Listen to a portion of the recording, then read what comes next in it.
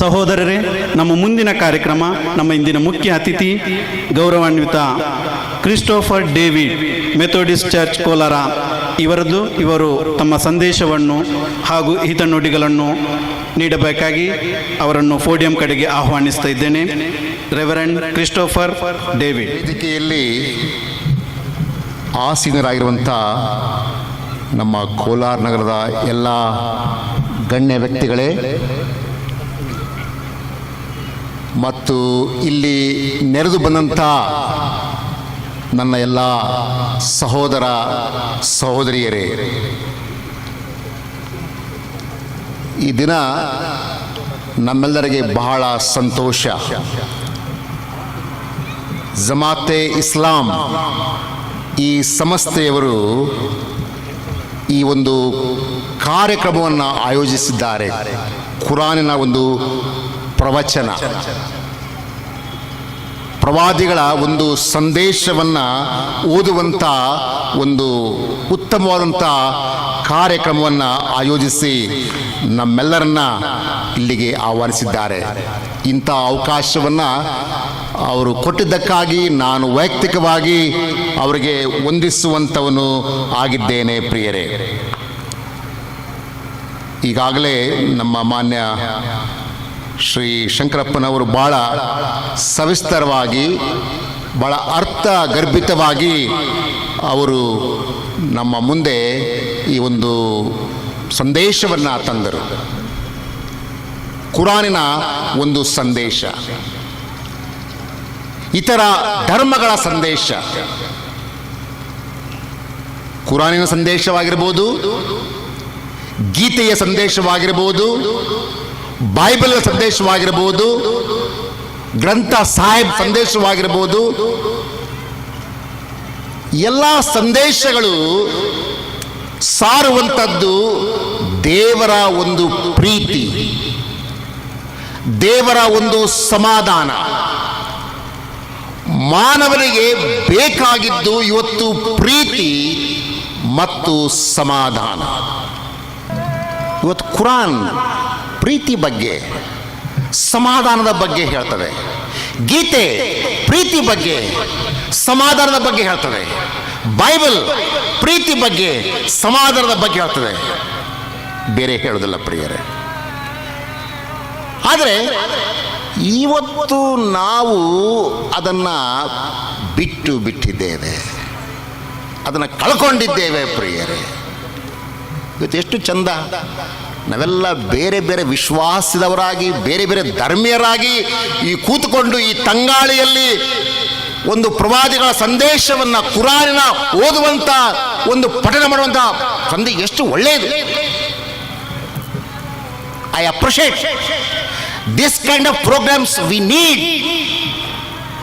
I request ಜಮಾತೆ ಇಸ್ಲಾಂ ಈ ಪ್ರಿಯರಿಗೆ ಹೇಳ್ತೇನೆ, please kindly arrange this kind of programs. It helps a lot. ಎಲ್ಲರ ಕೇಳಲಿಕ್ಕಿಲ್ಲ, at least ಒಂದು 10% ನಾವು ಮಾಡುವಂಥ ಒಂದು ಪ್ರಯತ್ನ 100 ಜನ ಕೇಳಲಿಕ್ಕಿಲ್ಲ, ಕೆಲವರಿಗಾದರೂ ಈ ಬೀಜ ಬಿತ್ತಲ್ಪಡ್ತದೆ. ನನ್ನ ಪ್ರಿಯರೇ, ಪ್ರೀತಿ ಬೇಕು. ಕುರಾನ್ ಪ್ರವಚನ ನನಗೆ ಭಾಳ ಸಂತೋಷ ಆಯಿತು. ನಾನು ಮೊನ್ನೆ ಅವರು ನಮ್ಮ ಪ್ರಿಯರು ಬಂದರು, ನಾ ಹೇಳಿದೆ, ನನಗೆ ತಾವು ಡೈಲಿ ಕೇಳ್ತೀನಿ, ನಮ್ಮ ಬಾಸ್ಗಿಂದ ನೀವು ಪ್ರೇಯರ್ ಹೇಳ್ತೀರಿ, ನನಗೆ ಅರ್ಥ ಆಗೋದಿಲ್ಲ, ಅರಬಿಕ್ ಭಾಷೆ ಹೇಳ್ತಾರೆ. ಇವತ್ತು ಸ್ವಲ್ಪ ಒಂದು 5 ನಿಮಿಷ ಕನ್ನಡ ಭಾಷೆಯಲ್ಲಿ ತಾವು ಓದಿರಲ್ವ, ನನಗೆ ಭಾಳ ಸಂತೋಷ ಆಯಿತು. In my own language I can hear the message of prophet Muhammad ಪ್ರವಾದಿಗಳ ಸಂದೇಶ ಎಷ್ಟು ಚೆಂದಾಗಿ ಒಂದು ಬಗ್ಗೆ ಹೇಳ್ತೇವೆ. ತಂದೆ ತಾನು ಸನ್ಮಾನಿಸು, ಹಾನರ್ ಯುವರ್ ಪೇರೆಂಟ್ಸ್. ಎಂಥ ಒಂದು ಒಳ್ಳೆ ಸಂದೇಶ. ಎಷ್ಟು ಜನ ಇವತ್ತು ನಾವು ನಮ್ಮ ತಂದೆ ತಾಯಿನ ಸನ್ಮಾನಿಸ್ತಾ ಇದ್ದೇವೆ, ಅವ್ರ ಮಾತು ಕೇಳ್ತಾ ಇದ್ದೇವೆ.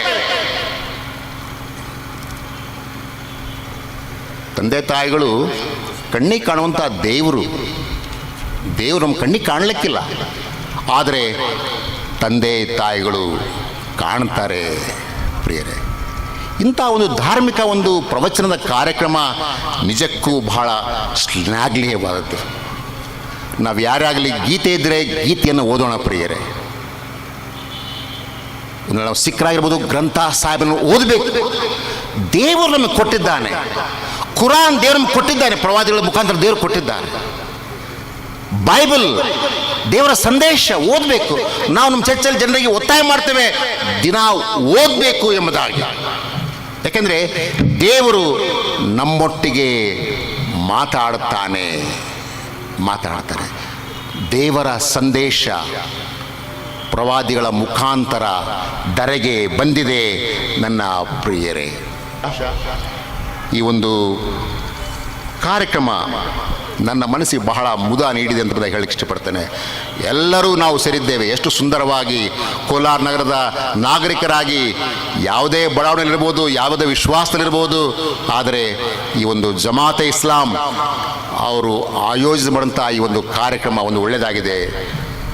ಕುರಾನ್ ಪಠನ ಮಾಡೋಣ, ಗೀತೆಯನ್ನು ಪ್ರವಚನ ಮಾಡೋಣ, ಬೈಬಲನ್ನು ಓದೋಣ.